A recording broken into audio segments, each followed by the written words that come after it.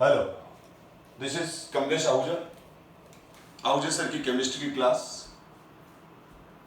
हम periodic properties को discuss कर रहे हैं और पीरियोडिक प्रॉपर्टीज से डिस्कस करने से पहले मैंने इस चैप्टर के 3 क्लासेस ले चुका हूं।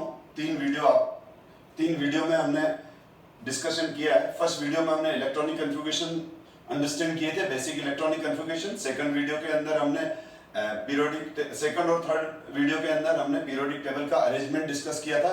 S block, P block, D block, elements क्या है इसके बारे में डिस्कस किया था। इनका इलेक्ट्रॉनिक कन्फिगरेशन के साथ रिलेशन क्या है, ग्रुप और पीरियड के कॉन्सेप्ट्स क्या हैं, एक्सेट्रा पॉइंट हमने डिस्कस किए थे। आज वाले वीडियो के अंदर, आज वाली क्लास के अंदर हम पीरियोडिसिटी इन प्रॉपर्टीज को डिस्कस करेंगे। और there is 4 types of periodic properties. One is size of atoms and ions, जिसको हम सिंपली एटॉमिक रेडियस भी बोलते हैं। सेकंड पॉइंट है आयनाइजेशन एनर्जी और आयनाइजेशन एंथैल्पी। थर्ड है इलेक्ट्रॉन गेन एंथैल्पी और फोर्थ वन इज इलेक्ट्रोनेगेटिविटी। पर प्रेजेंट वीडियो के अंदर हम आज डिस्कस करेंगे size of atoms and ions, that is atomic radius. Atomic radius अगर मैं सिंपली डिस्कस करूं तो एटॉमिक रेडियस जो है वो कोई भी जो एटम है उस एटम का जो सेंटर है, न्यूक्लियस है, जो न्यूक्लियस है और जो आउटरमोस्ट इलेक्ट्रॉन है, तो न्यूक्लियस और आउटरमोस्ट इलेक्ट्रॉन के बीच की ये जो डिस्टेंस है, this is called atomic radius. This is called atomic radius. तो एटॉमिक रेडियस क्या है? किसी भी एटम में जो न्यूक्लियस है वो सेंटर है उसका, और जो न्यूक्लियस है और आउटरमोस्ट इलेक्ट्रॉन उसके बीच की डिस्टेंस को हम एटॉमिक रेडियस कहेंगे। यहां उसको मैं आर से रिप्रेजेंट करूंगा, स्मॉल आर से।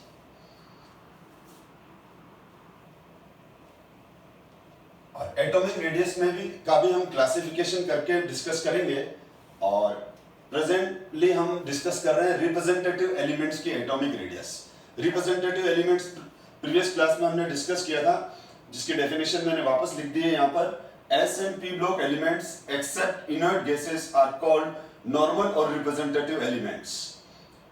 S and P block elements मतलब lithium, sodium, potassium, rubidium, caesium, beryllium, magnesium, calcium, strontium, barium, ये एस ब्लॉक एलिमेंट हो गए। बोरॉन, एल्यूमिनियम, गैलियम, इंडियम, और इसके आगे वाले एलिमेंट पी ब्लॉक एलिमेंट्स हो गए। अब अगर मैं सेकंड पीरियड की बात करूं तो सेकंड पीरियड में lithium, beryllium, boron, carbon, nitrogen, oxygen and fluorine, ये रिप्रेजेंटेटिव एलिमेंट हो गए, नियॉन नहीं हुआ। थर्ड पीरियड की बात करूं तो sodium, magnesium, aluminium, silicon, phosphorus, sulphur, chlorine, ये रिप्रेजेंटेटिव एलिमेंट हुए, आर्गन नहीं हुआ। नोबल गैस सेपरेटली हम डिस्कस करेंगे, उसकी रेडियस के बारे में हम सेपरेट डिस्कशन बाद में करेंगे। पहले हम रिप्रेजेंटेटिव एलिमेंट मतलब लिथियम टू फ्लोरीन और सोडियम टू क्लोरीन साइज कैसे वेरी करेगी इसको डिस्कस कर रहे हैं। तो इसको डिस्कस करने के लिए देखें आप, ये सेकंड पीरियड के एलिमेंट्स हैं। तो किसी भी पीरियड में क्या होता है, किसी भी पीरियड में जब हम लेफ्ट टू राइट आगे बढ़ते हैं तो valency shell remain same. Valency shell तो वही रहती है, लेकिन वैलेंसी शेल के अंदर नंबर ऑफ इलेक्ट्रॉन्स इंक्रीज होते जाते हैं। ये लिथियम है, lithium, beryllium, boron, carbon, nitrogen, oxygen और फ्लोरीन। तो ये अब इसके अंदर जो सेंटर के अंदर मैं लिख रहा हूं वो है +3 +4। तो लिथियम के न्यूक्लियस में 3 प्रोटॉन है तो +3, बेरिलियम के न्यूक्लियस में 4 प्रोटॉन है तो +4, बोरॉन +5, +6, +7, इसको हम न्यूक्लियर चार्ज भी कहते हैं। क्या कहते हैं? It is also called nuclear charge. तो व्हाट यू मीन, इसका सिंबल है Z। Z means nuclear charge. Z is nuclear charge। Basically nuclear charge क्या है? Number of protons number of protons in given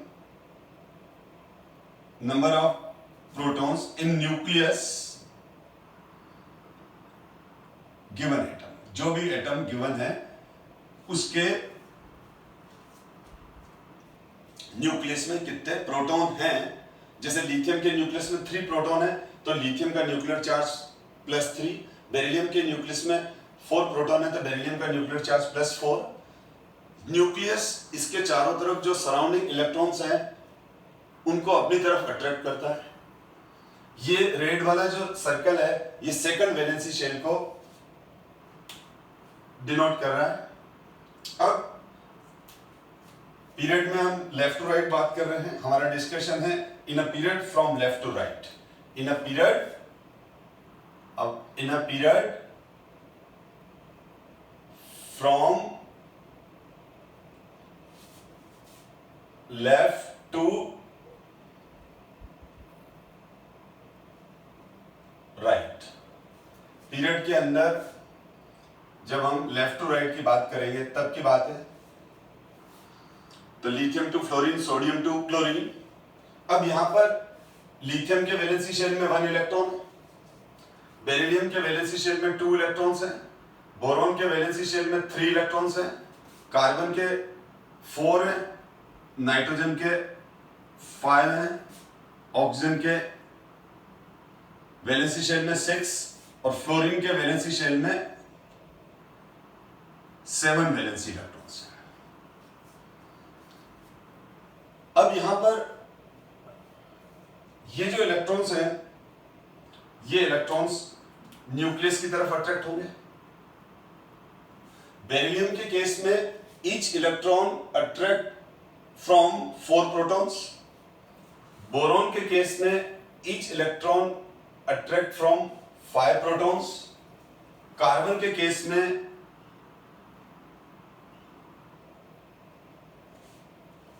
ये इलेक्ट्रॉन 6 प्रोटॉन से attract होंगे।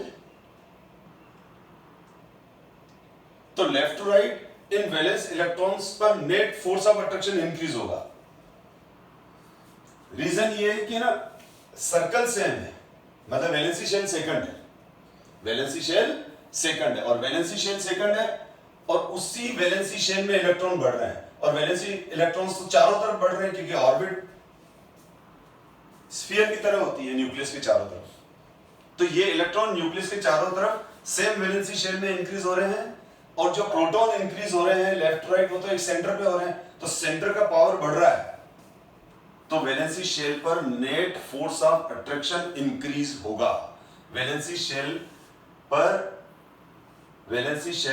Nucleus का net force of attraction increase होगा। इसको हम बोलते हैं इफेक्टिव न्यूक्लियर चार्ज। क्या बोलते हैं? Effective nuclear charge. इसको जेड इफेक्ट से रिप्रेजेंट करते हैं हम, जेड इफेक्ट।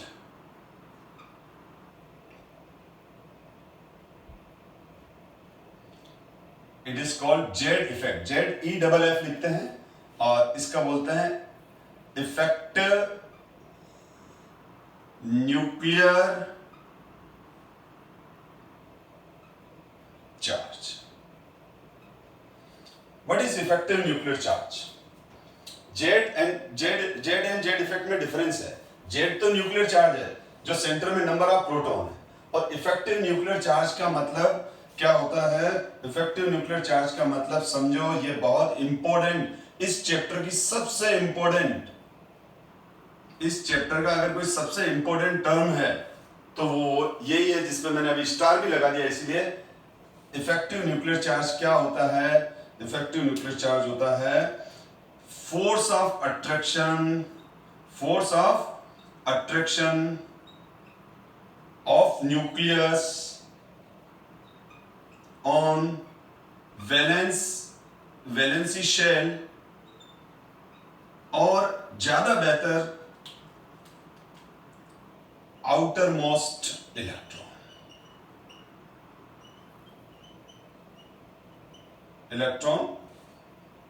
या आउटर मोस्ट इलेक्ट्रॉन्स। तो जो इफेक्टिव न्यूक्लियर चार्ज है वो है force of attraction of nucleus on valence shell और आउटर मोस्ट इलेक्ट्रॉन्स। जो आउटर मोस्ट इलेक्ट्रॉन है, ये जो आउटर मोस्ट इलेक्ट्रॉन है, ये बोरॉन के तीनों आउटर मोस्ट इलेक्ट्रॉन हुए, कार्बन के चारों आउटर मोस्ट इलेक्ट्रॉन हुए, इन पर इस न्यूक्लियस का फोर्स कितना पहुंच रहा है, इसको हम क्या बोलेंगे, effective nuclear charge. Effective nuclear charge यानी जैसे ये एटम है, ये एटम में सेंटर में ये न्यूक्लियस है, ये इलेक्ट्रॉन है, तो इस न्यूक्लियस का जो फोर्स यहां तक पहुंचा, यहां तक जो पहुंचा, इस इलेक्ट्रॉन ने जो फोर्स फील किया, किसका, इसका न्यूक्लियस का, उसको हम क्या बोलेंगे, it is called effective nuclear charge. इसको हम इफेक्टिव न्यूक्लियर चार्ज कहेंगे कि किसी भी एटम में न्यूक्लियस का इफेक्ट उसके आउटर मोस्ट ऑर्बिट के या वैलेंसी शेल के इलेक्ट्रॉन पर, ये इसका आउटर मोस्ट शेल है और वैलेंसी शेल है, तो जेड इफेक्ट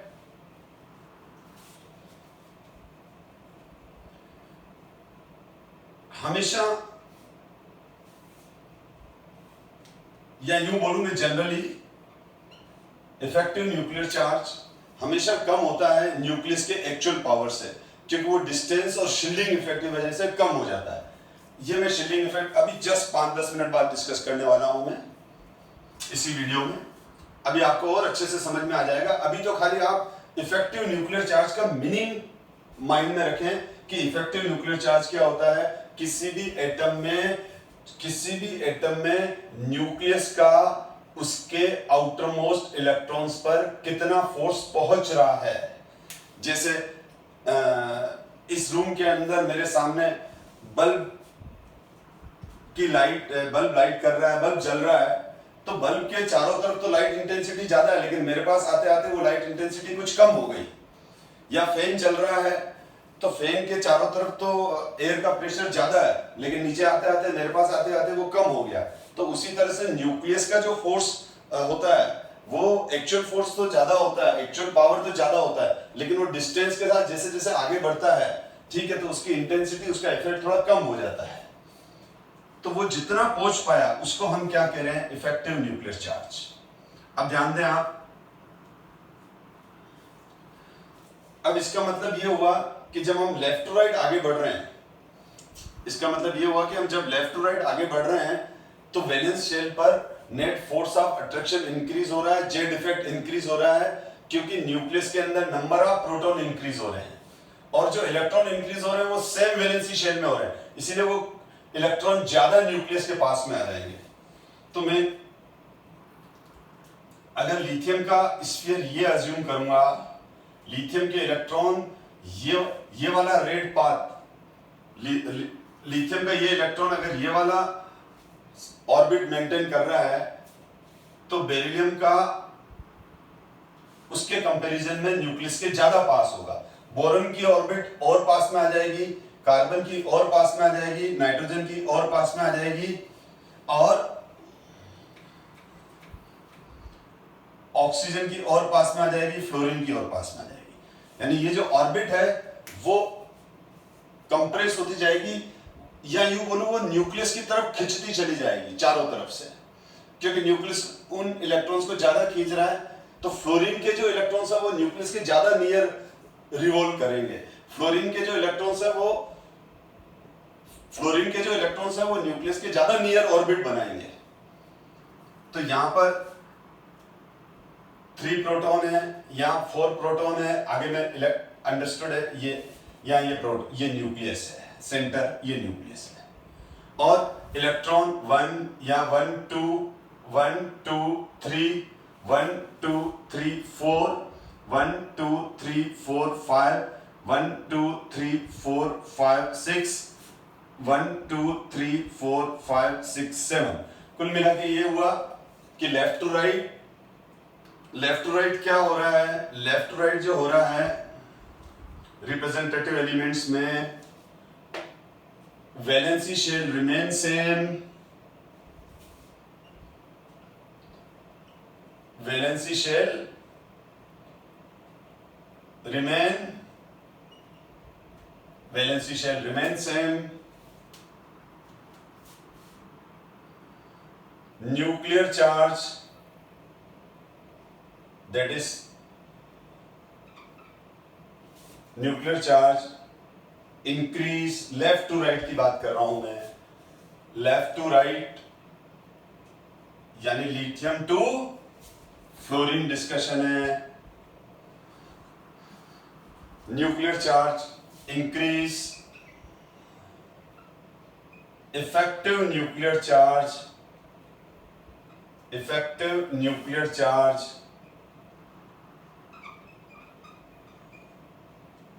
इंक्रीज। अब थर्ड लाइन में से लिखने की जरूरत नहीं, सॉरी फोर्थ लाइन लिखने की जरूरत नहीं, फिर भी लिख रहा हूं मैं। इफेक्टिव न्यूक्लियर चार्ज इंक्रीज होने का मतलब क्या हुआ?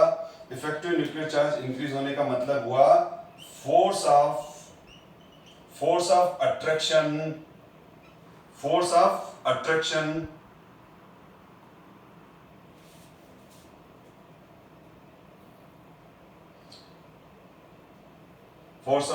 of nucleus increase on valency electrons, outermost electrons।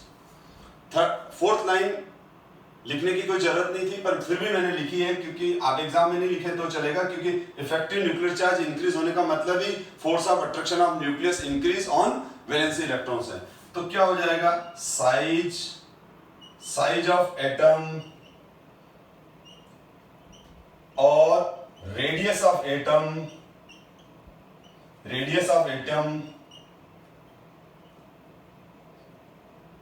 Will be decrease.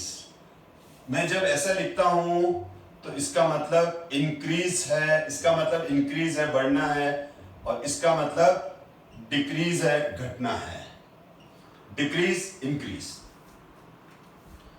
तो अब आप ये समझ गए कि किसी भी पीरियड के अंदर लेफ्ट राइट चलेंगे तो साइज डिक्रीज होगी।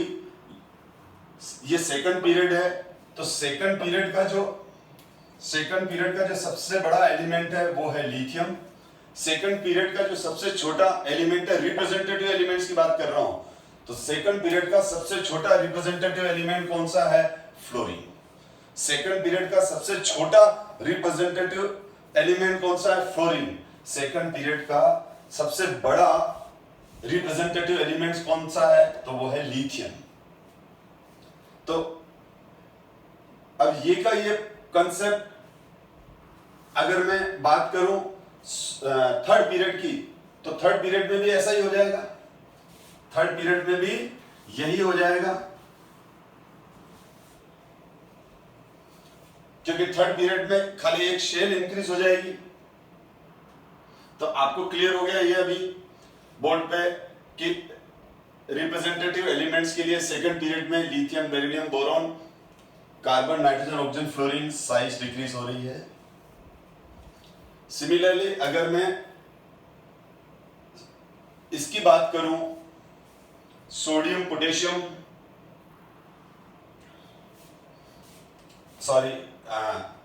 सोडियम, मैग्नीशियम, तो अगर इसकी जगह मैं यहां ये थर्ड पीरियड ले लूं, थर्ड पीरियड की बात करूं, तो थर्ड पीरियड में क्या है? Sodium, magnesium, aluminium, silicon, phosphorus, sulphur and chlorine. अब इस केस में क्या हो जाएगा? वो वैलेंसी इलेक्ट्रॉन्स वही रहेंगे, ऑर्बिट बढ़ जाएगी। हाँ, लिथियम का साइज छोटा होगा और सोडियम का बड़ा होगा, वो अभी अपन डिस्कस कर रहे हैं, अभी उसको कंफ्यूज मत करो आप। ये इस तरह से इंक्रीज होता जाएगा, यानी lithium to fluorine second period का left to right size decrease होगा, sodium to chlorine third period में भी उसी तरह से ट्रेड चलेंगे।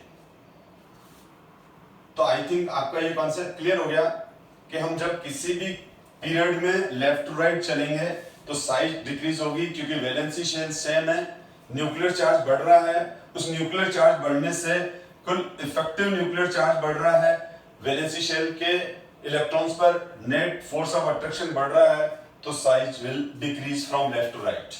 नाउ साइज साइज ऑफ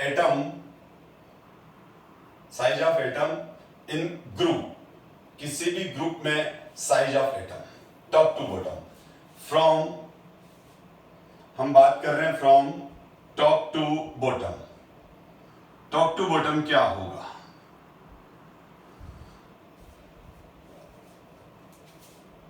तो ये टॉप टू बॉटम में एग्जांपल ले लेता हूं। लिथियम, सोडियम,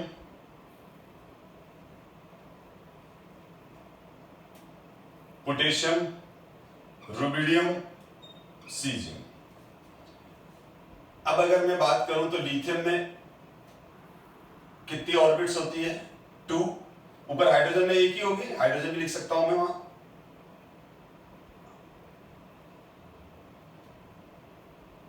फिर पोटेशियम की बात करूं मैं,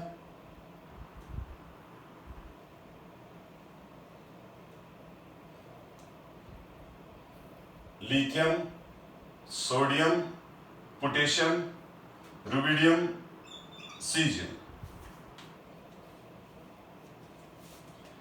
ये जो बीच में ब्राउन डॉट है, ये न्यूक्लियस को बता रहा है।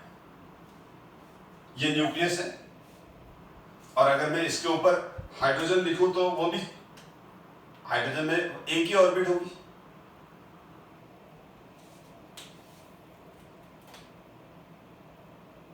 तो ये हाइड्रोजन एटम, ये लिथियम, ये इस तरह से और भी नीचे सर्कल बढ़ जाएंगे। हाइड्रोजन एटम के 1, ये 2, सोडियम में फर्स्ट ऑर्बिट में 2, सेकंड ऑर्बिट में 8, और पोटेशियम 2, 8, 8।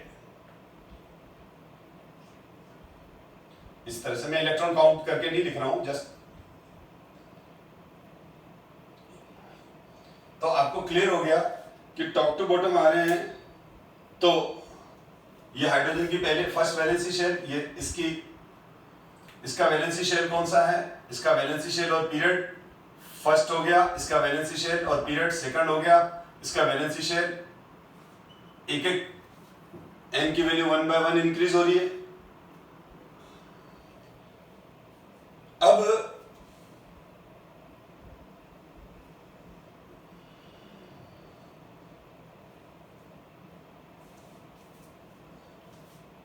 आप ध्यान दें, top to bottom first point में ये लिख सकता हूं, number of orbit increase, hydrogen nucleus के सराउंडिंग एक ही ऑर्बिट है, लिथियम न्यूक्लियस के चारों तरफ सराउंडिंग 2 ऑर्बिट्स हैं, सोडियम न्यूक्लियस के अराउंड 3 ऑर्बिट है, 1 2 3, पोटेशियम के 1 2 3 4। मतलब number of orbits increase, valency shell 1 by 1 increase, 1 2 3 4। Second, number of valency electrons remain same. किसी भी ग्रुप में आते हैं तो number of valency electron remain same रहेंगे, इवन देन इनका इलेक्ट्रॉनिक कन्फिगरेशन भी सेम है, खाली n की वैल्यू चेंज हो जाएगी। ये 1s1 है, लिथियम का 2s1 है, सोडियम का 3s1 है, पोटेशियम का 4s1 है, रुबिडियम का 5s1 है, और उसी तरह से नीचे 6s1 7s1। अब यहां पर एक नया कंसेप्ट इंट्रोड्यूस हो रहा है, शील्डिंग इफेक्ट। शील्डिंग इफेक्ट क्या होता है? जो इनर ऑर्बिट के इलेक्ट्रॉनिक क्लाउड्स होते हैं, वो न्यूक्लियस के इफेक्ट को बाहर जाने से रोकते हैं, इसको शील्डिंग इफेक्ट बोलते हैं।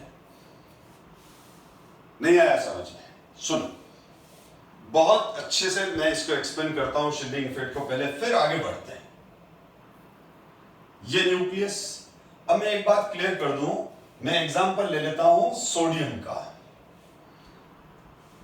एक बात क्लियर कर दूं कि एटम में न्यूक्लियस के अराउंड जो ऑर्बिट्स के इलेक्ट्रॉन्स होते हैं, बेसिकली वो इलेक्ट्रॉन अपन को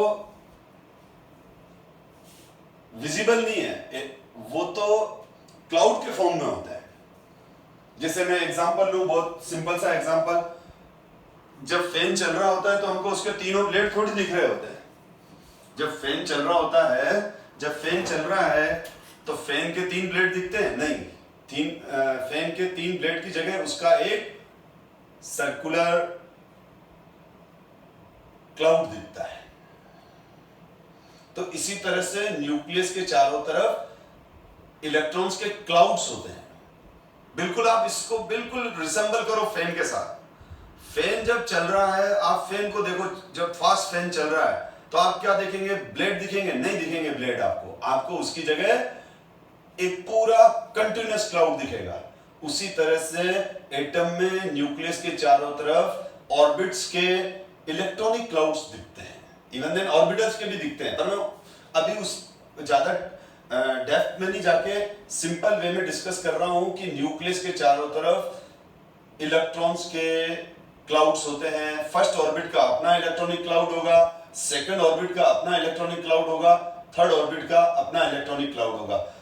तो अगर मैं बात करूं तो हाइड्रोजन एटम में कितने इलेक्ट्रॉनिक क्लाउड होंगे? 1। लिथियम में कितने इलेक्ट्रॉनिक क्लाउड होंगे? ऑर्बिट के बोल रहा हूं, ऑर्बिट के, क्योंकि ऑर्बिटल के फिर आपस सेपरेटली डिस्कस करेंगे।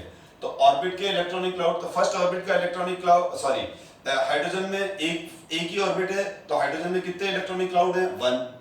लिथियम में कितने इलेक्ट्रॉनिक क्लाउड बनेंगे? 2। एक फर्स्ट ऑर्बिट का इलेक्ट्रॉनिक क्लाउड, एक सेकंड का। सोडियम में कितने ऑर्बिट्स का इलेक्ट्रॉनिक क्लाउड बनेगा? 3। 1 2 3। पोटेशियम में कितने इलेक्ट्रॉनिक क्लाउड बनेंगे? 1 2 3 4। 4 इलेक्ट्रॉनिक क्लाउड्स बनेंगे।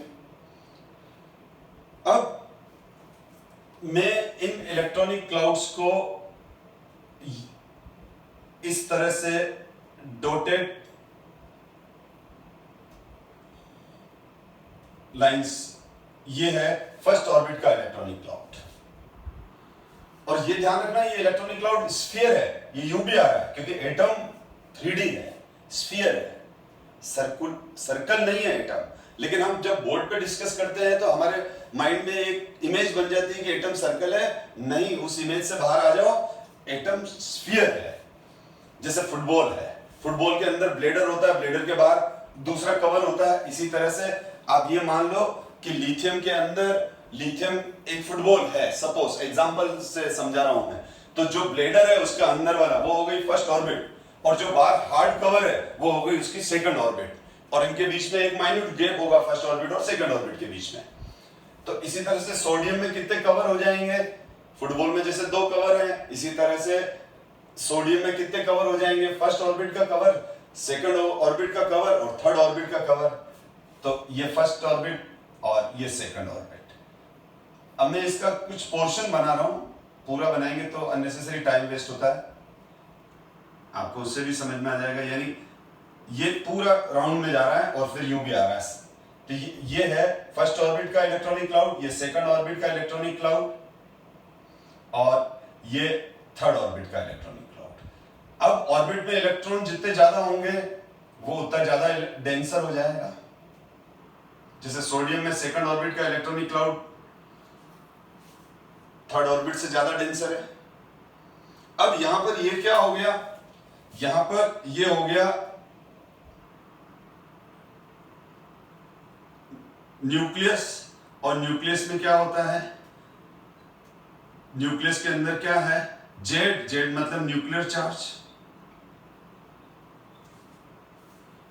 न्यूक्लियर चार्ज उसका एक्चुअल पावर है, न्यूक्लियर चार्ज उसका एक्चुअल पावर है। और अब इस न्यूक्लियस का जो इफेक्ट है, इस न्यूक्लियस का जो इफेक्ट है, ये न्यूक्लियस का इफेक्ट यहां तक आएगा, यहां तक। यानी ये n इक्वल्स टू फर्स्ट था सोडियम का, ये n इक्वल्स टू 2, ये n इक्वल्स टू 3। ये फर्स्ट ऑर्बिट का इलेक्ट्रॉनिक क्लाउड, ये सेकंड ऑर्बिट का इलेक्ट्रॉनिक क्लाउड, ये थर्ड ऑर्बिट का इलेक्ट्रॉनिक क्लाउड।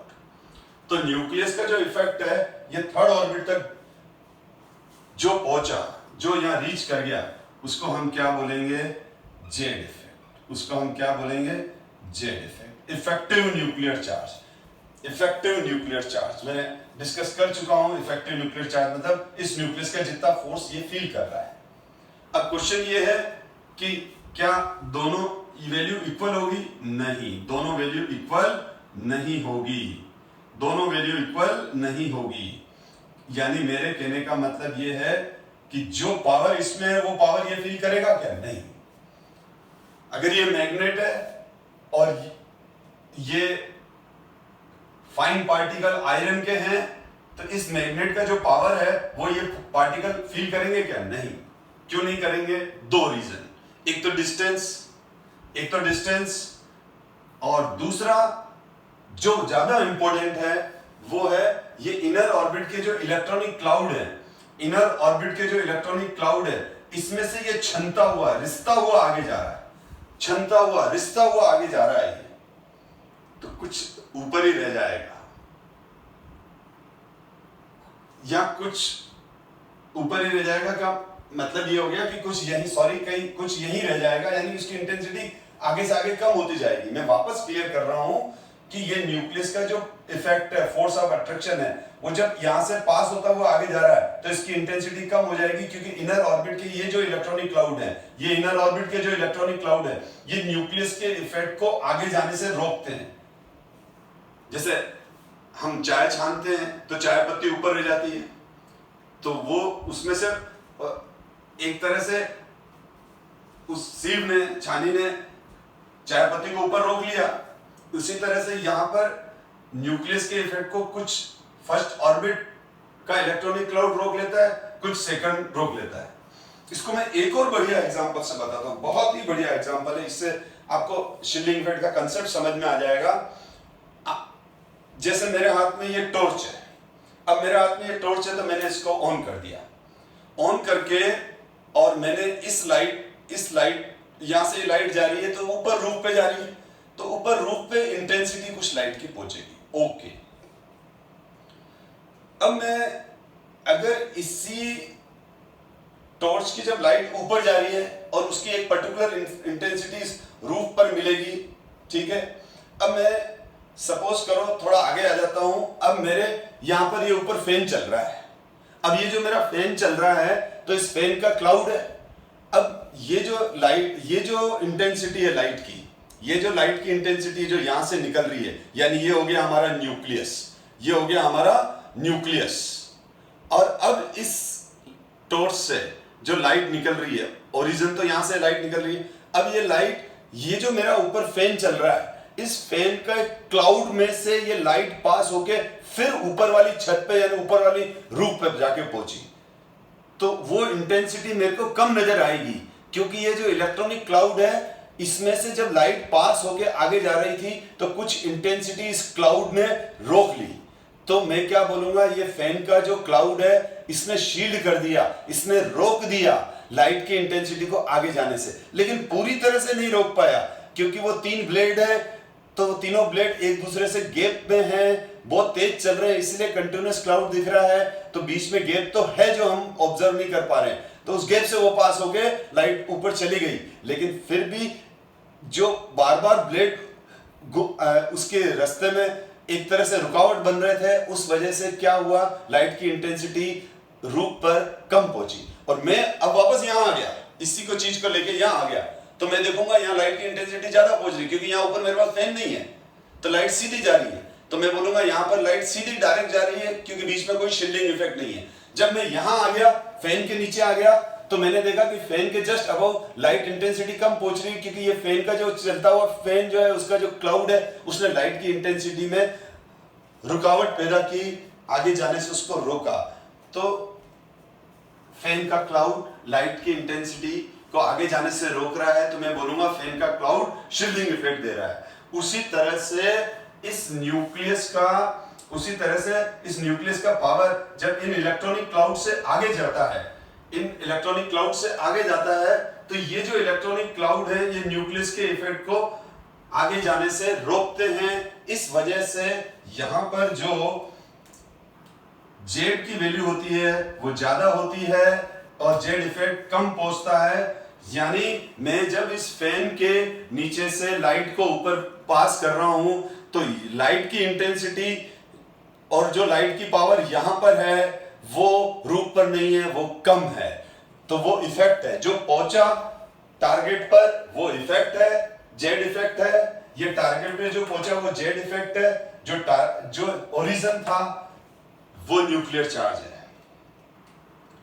तो यहां इफेक्टिव न्यूक्लियर चार्ज हमेशा कम होगा। खाली हाइड्रोजन के केस में ही हाइड्रोजन के केस में ही Z equals to Z effect बोलते हैं, क्योंकि हाइड्रोजन न्यूक्लियस के अंदर, न्यूक्लियस और इलेक्ट्रॉन है, यानी न्यूक्लियस सीधा इलेक्ट्रॉन को इफेक्ट दे रहा है, बिल्कुल डायरेक्ट टच है उसके साथ। एक तरह से टच का मतलब ये गैप तो एटम में इनफाइनाइटली स्मॉल होगा, जिसको अपन सोच भी नहीं सकते हैं, ठीक है। तो आपसे कोई पूछे कि इफेक्टिव न्यूक्लियर चार्ज और न्यूक्लियर चार्ज किस एटम के लिए सेम होंगे, तो आपका आंसर होगा हाइड्रोजन एटम। तो अब आपको समझ में आ गया कि शील्डिंग इफेक्ट क्या होता है। Basically shielding effect inner orbitals और इनर ऑर्बिट के इलेक्ट्रॉनिक क्लाउड न्यूक्लियस के इफेक्ट को बाहर जाने से रोकते हैं, इसको हम शील्डिंग इफेक्ट कहते हैं। और हाइड्रोजन एटम में शील्डिंग इफेक्ट नहीं होता है, बाकी सारे एलिमेंट्स में शील्डिंग इफेक्ट होगा। और इसको स्क्रीनिंग इफेक्ट भी कहते हैं। स्क्रीन बन गई एक तरह से, किसके बीच में स्क्रीन बन गई, एक तरह से न्यूक्लियस बीच वाले ऑर्बिट्स की स्क्रीन बन गई, यानी इन दोनों ऑर्बिट की स्क्रीन बन गई इसके लिए, यानी इसके आगे दो स्क्रीन है, सेकंड ऑर्बिट के इलेक्ट्रॉनिक क्लाउड की और फर्स्ट ऑर्बिट के इलेक्ट्रॉनिक क्लाउड की। इसके आगे n=3 के आगे n=3 ये रहा, इसके आगे ये पहली स्क्रीन है इलेक्ट्रॉनिक क्लाउड की, ये दूसरी स्क्रीन है इलेक्ट्रॉनिक क्लाउड की। और इसको पेनिट्रेशन पावर भी कहते हैं, हम इसके बारे में बाद में, पेनिट्रेट होके जा रहा है, ये कुछ भी है, पेनिट्रेट होके आगे तो निकल ही रहा है एनीवे। और इसका जो सिंबल है वो सिग्मा है, यानी शील्डिंग इफेक्ट जितना ज्यादा होगा जेड इफेक्ट उतना कम होगा। ये शील्डिंग इफेक्ट जितना ज्यादा बढ़ता जाएगा, ये जेड इफेक्ट, अगर ये शील्डिंग इफेक्ट क्या होगा, ये शील्डिंग इफेक्ट अगर ज्यादा होगा तो जेड इफेक्ट क्या हो जाएगा, जेड इफेक्ट की वैल्यू लेस हो जाएगी। शील्डिंग इफेक्ट न्यूक्लियस के जेड इफेक्ट को, न्यूक्लियस के इफेक्ट को कम करता है। इसीलिए आप शील्डिंग इफेक्ट का जो फॉर्मूला देखेंगे बुक्स में लिखा हुआ है, हम वो आगे और भी डिस्कस करेंगे इसको, वो मैं यहाँ लिख देता हूं। तो जेड इफेक्ट जो होता है, Z effect Z minus sigma होता है, इसका फॉर्मूला क्या होता है, Z minus sigma. Effective nuclear charge equals to nuclear charge minus shielding effect. ये शील्डिंग इफेक्ट जितना बढ़ता जाएगा वो इफेक्ट को उतना कम करता जाएगा। तो इसका मतलब किसी भी ग्रुप में जब हम टॉप टू बॉटम आ रहे हैं, तो नंबर ऑफ ऑर्बिट्स इंक्रीज हो रही है। तो क्या हो रहा है, नंबर ऑफ ऑर्बिट्स इंक्रीज होने से number of electronic cloud around nucleus will increase, और number of electronic cloud increase होंगे तो shielding effect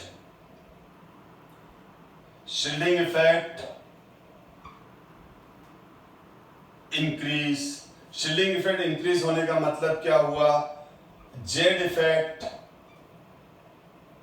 effective nuclear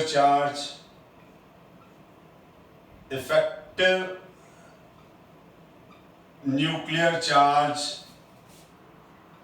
decrease, force of attraction, वही सेम बात, 6 पॉइंट लिखने की जरूरत नहीं है। फोर्स ऑफ अट्रैक्शन मैं इसलिए लिखता हूं ताकि आप थोड़ा अच्छे से समझ पाए। Force of attraction of nucleus on valency electrons क्या हो जाएगा, डिक्रीज।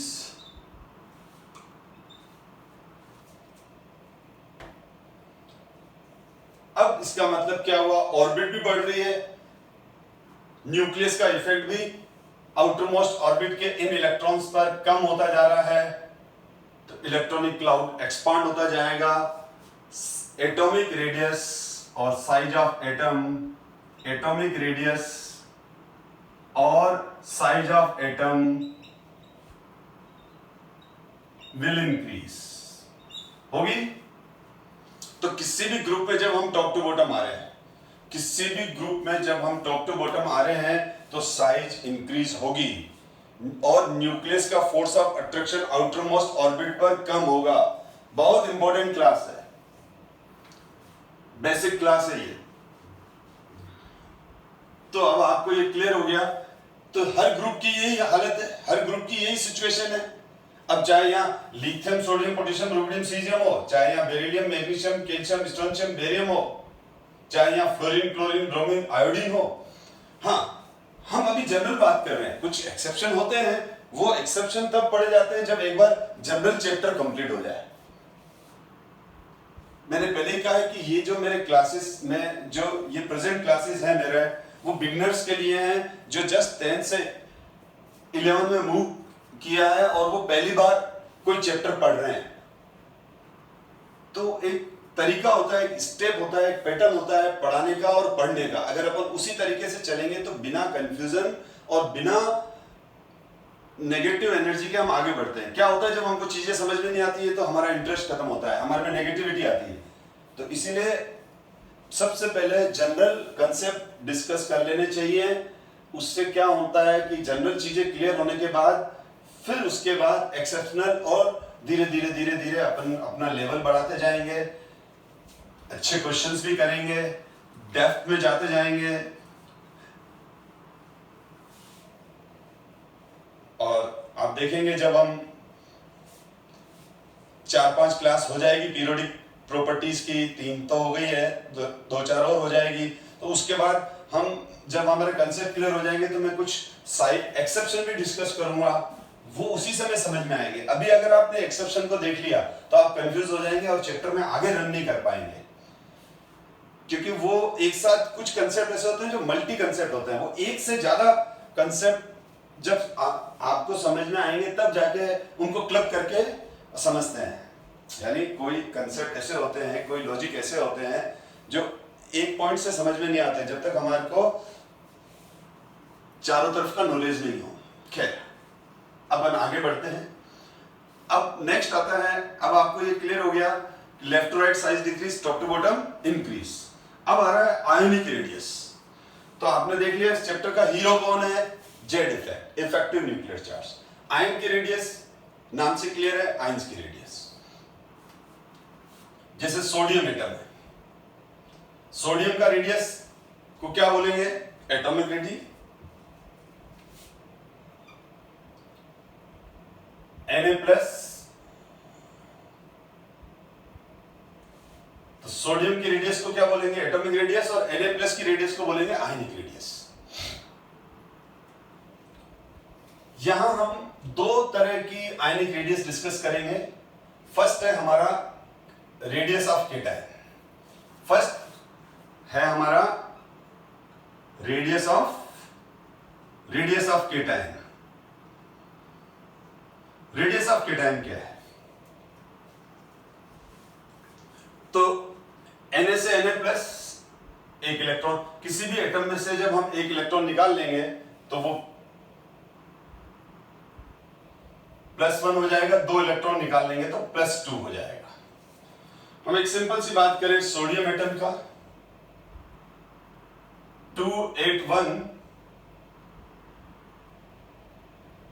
ये सोडियम एटम है। अब इसमें से ये जो आउटर मोस्ट इलेक्ट्रॉन है उसको हमने रिलीज कर दिया, निकाल दिया, तो Na+ बन जाएगा। और Na+ बनते ही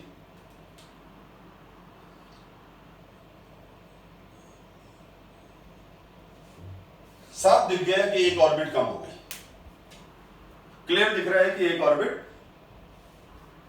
रिमूव हो गई। जो पहले साइज हमारा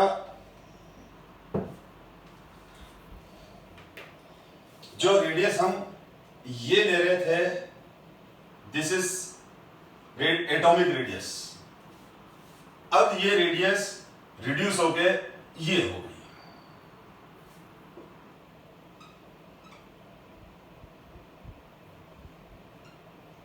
R1 and R2, which one is greater? R1। यानी ये तो पेरेंट एटम है, ये तो पेरेंट एटम है, न्यूट्रल एटम है।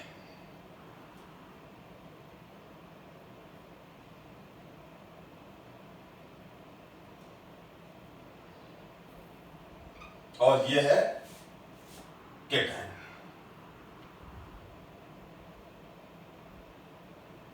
ये हो गया केटायन।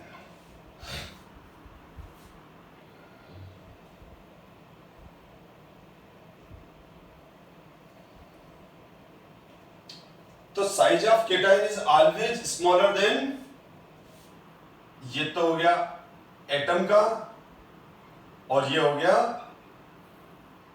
केटायन का। तो साइज ऑफ और radius of cation is always smaller than neutral और पेरेंट एटम। पेरेंट एटम भी लिख सकते हो आप। इसके दो रीजन है। एक तो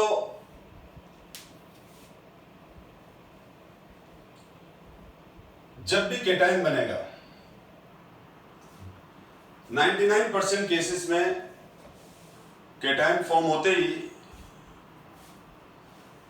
एक ऑर्बिट कम हो जाती है। जैसे सोडियम में टोटल ऑर्बिट्स कितनी हैं? सोडियम में टोटल 3 ऑर्बिट है। तो यहां पर टोटल ऑर्बिट्स कितनी हो जाएगी? 2 ऑर्बिट हो जाएगी। अगर यहां मैं न्यूक्लियर चार्ज की बात करूं तो सोडियम में 11 प्रोटॉन्स हैं, तो Na+ में भी 11 प्रोटॉन होंगे, क्योंकि इलेक्ट्रॉन निकला है, न्यूक्लियस थोड़ी हमने डिस्टर्ब किया है। इलेक्ट्रॉन निकला है, न्यूक्लियस में 11 प्रोटॉन है, तो यहां पे भी 11 प्रोटॉन है। तो मैं अगर इलेक्ट्रॉन की बात करूं तो यहां 11 इलेक्ट्रॉन्स हैं और यहां 10 इलेक्ट्रॉन्स हैं। मैं जब भी ऐसा लिखूं तो इलेक्ट्रॉन है, मैं जब भी ऐसा लिखूं तो न्यूक्लियस है। तो अगर हम ये देखें तो Z/E रेशियो की बात करूं, यहां पे एक नई टर्म इंट्रोड्यूस कर रहा हूं, Z/E ratio.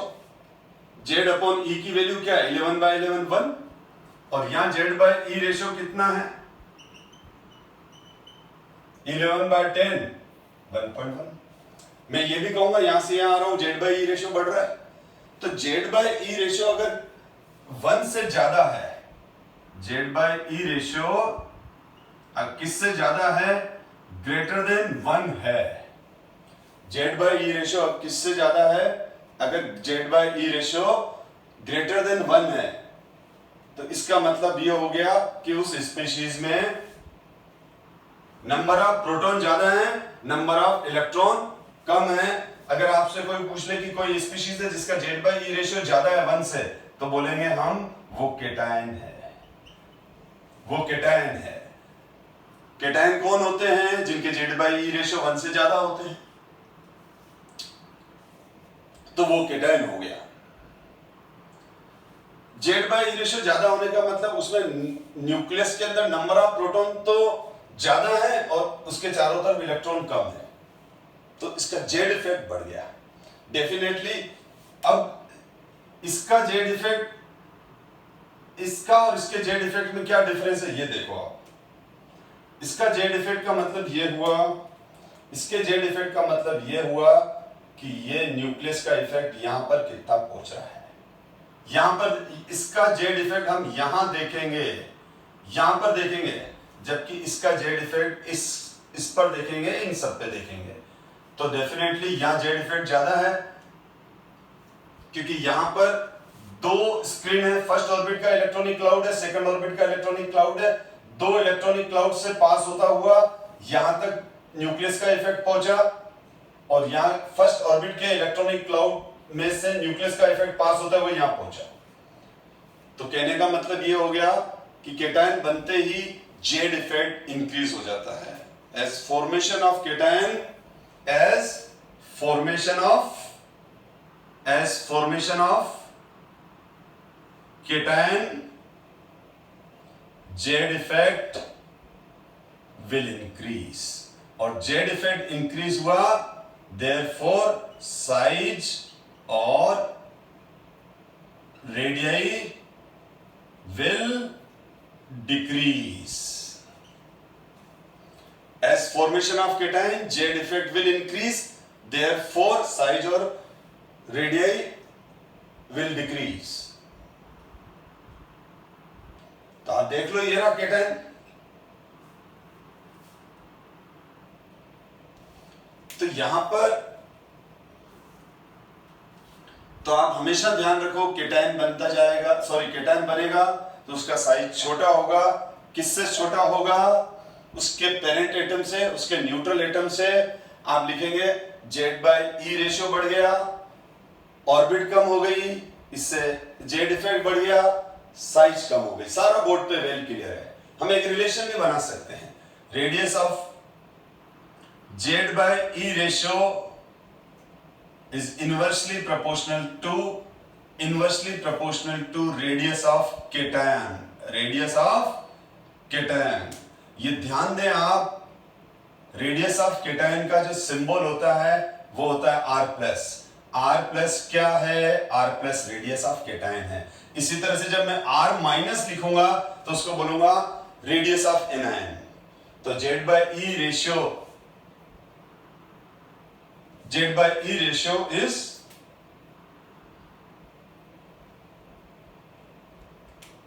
inversely proportional to radius of cation. Z/E ratio बढ़ने से साइज घटता जाता है और इंक्रीज होने से बढ़ेगा। तो Z/E रेशियो डायरेक्टली प्रोपोर्शनल होता है size of anion, inversely proportional होता है साइज ऑफ केटायन, क्योंकि साइज ऑफ एनायन मैं अभी डिस्कस कर रहा हूं। तो ये केटायन फॉर्मेशन हुआ। अब हम बात कर रहे हैं radius of anion. Radius of anion, तो रेडियस ऑफ एनायन में मैं इसी में चेंज कर रहा हूं। देखो आप, लार्जर देन न्यूट्रल एटम, ये लार्जर देन न्यूट्रल एटम होता है, बड़ा होता है।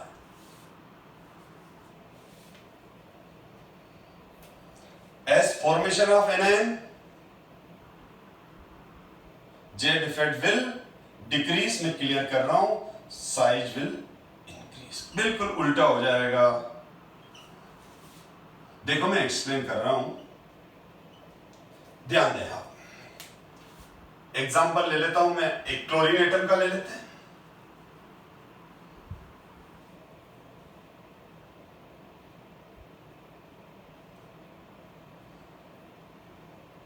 यस, क्लोरीन एटम का एग्जांपल ले लेते हैं। एनायन मतलब negative charge. Chlorine atom, nucleus 1 2 3, 1 2 3। अब यहां पर ये इलेक्ट्रॉन्स 1 2 3 4 5 6 7 8, 1 2 3 4 6 7 5 6 7 8, 1 2 3 4 5 6 7। ध्यान दें आप, अब यहां ऑर्बिट तो सेम रहेगी। एनायन में जनरली ऑर्बिट इंक्रीज नहीं होती है, ये ध्यान रखना आप। एनायन में क्या इंक्रीज नहीं होती है? जैसे मैंने यहां इलेक्ट्रॉन डाल दिया तो एक एक्स्ट्रा इलेक्ट्रॉन आ गया, ये एडिशनल इलेक्ट्रॉन डाल दिया मैंने। क्लोरीन में 17 प्रोटॉन है तो 17 इलेक्ट्रॉन है, Z/E रेशियो 1। न्यूट्रल एटम के लिए हमेशा Z/E रेशियो 1 रहेगा। और यहां 17 और 18 इलेक्ट्रॉन तो 0.95 के आसपास आएगा। मैंने कैलकुलेट नहीं किया, देख लेना। ठीक है ना, लेस देन 1 ही आएगा, यानी यहां पर जेड बाई ई रेशियो ज्यादा है, sorry Z by E ratio यहां कम है, जेड बाई ई रेशियो कम है, तो जब जेड बाई, मैंने शायद यही लिखा था पहले, जेड बाई ई रेशियो जब क्या होता है, जब जेड बाई ई रेशियो ज्यादा होता है 1 से, तो हम क्या बोलेंगे, केटाइन है, और जब जेड बाई ई रेशियो कम होता है तब हम उसको क्या बोलेंगे, एनाइन बोलेंगे। अब यहां पर क्या हुआ, साइज इसलिए बढ़ जाता है कि एक एडिशनल इलेक्ट्रॉन आने की वजह से उसके सर्कल में एक, जैसे आप 7 जनों का घेरा बना के खड़े हैं, आप 7 पर्सन है और 7 पर्सन ने एक सर्कल बना दिया है, और लेकिन उसमें बीच में कोई डिस्टेंस नहीं है, तो जब 8th वाला पर्सन आएगा वहां, तो सबको थोड़ा थोड़ा पीछे हटना पड़ेगा, तब वो उस सर्कल के अंदर आ पाएगा। तो कहने का मतलब ये हो गया कि जैसे एक एक्स्ट्रा इलेक्ट्रॉन आता है तो इनका इंटर इलेक्ट्रॉनिक रिपल्शन भी बढ़ जाता है। यहां पर प्रोटॉन तो उतने ही है और एक एक्स्ट्रा इलेक्ट्रॉन आ गया, तो अब प्रोटॉन का पावर डिस्ट्रीब्यूट हो गया, तो उस वजह से क्या हो जाता है, यहां पर जेड बाय ई रेशियो 1 से कम हो जाता है और जेड इफेक्ट कम हो जाता है, और जेड इफेक्ट कम होने की वजह से साइज एक्सपांड कर जाता है। तो इसका मतलब जेड बाय ई रेशियो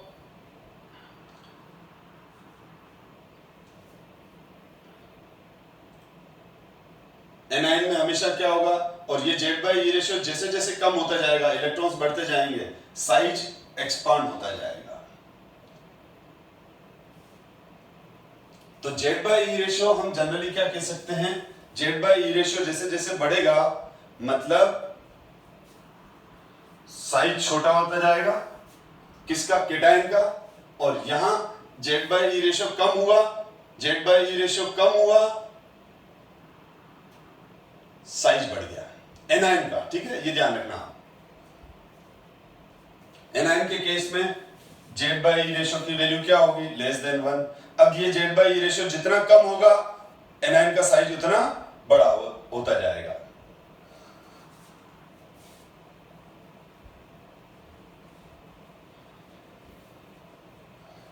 अब नेक्स्ट आता है, अब आप क्लियर हो गया कि जो केटाइन का साइज है वो स्मॉल है, एनाइन का साइज बड़ा है। सिंपली आप ज्यादा कंफ्यूज मत करो, केटाइन फॉर्म होता है, एक ऑर्बिट कम हो जाती है, जेड बाय रेशियो बढ़ जाता है, नेट जेड इफेक्ट बढ़ जाता है, इसलिए उसकी साइज स्मॉल हो जाती है। एनाइन में एक्स्ट्रा इलेक्ट्रॉन आते ही जेड बाय रेशियो की वैल्यू कम हो जाती है, जेड इफेक्ट कम हो जाता है, साइज एक्सपांड कर जाती है। हम आगे डिस्कस कर रहे हैं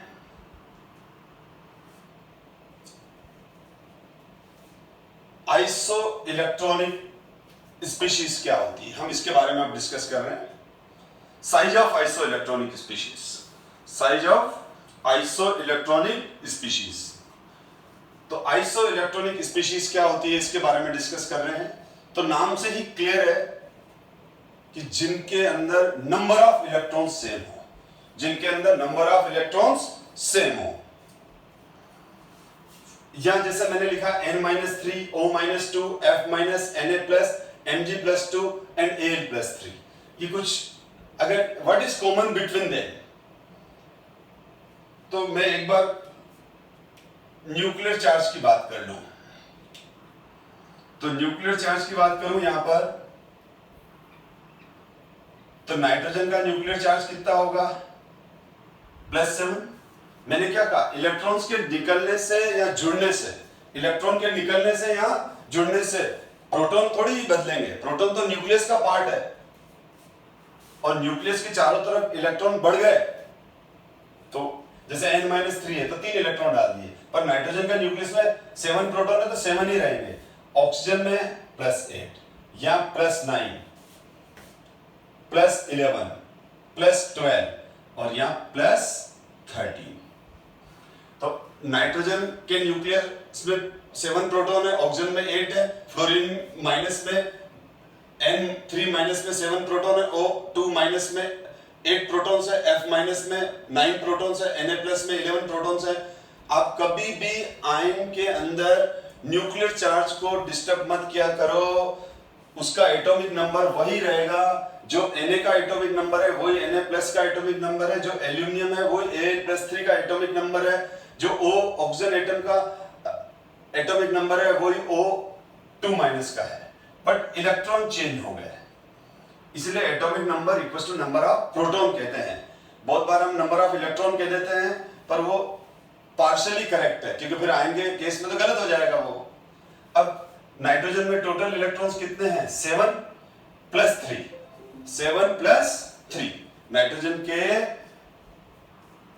एटम में टोटल इलेक्ट्रॉन्स कितने हैं? 7, और -3 हो गया, मतलब 3 इलेक्ट्रॉन एक्स्ट्रा आ गए उसमें, तो टोटल इसमें इलेक्ट्रॉन्स हो गए 10।